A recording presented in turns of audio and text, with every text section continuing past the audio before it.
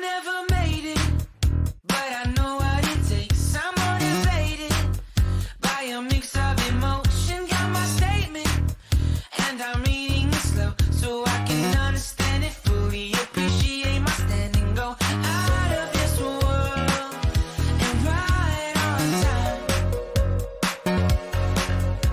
Oh, never in my life have I seen the sky light up like this.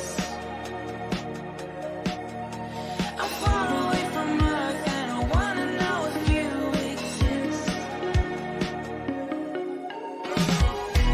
Mission control, do you read me? Send me my coordinates lately. Mission control, am I drifting? Tie me to someone who will love me. Yeah, wait, I think I'll last a bit longer. Find another reason to breathe this air.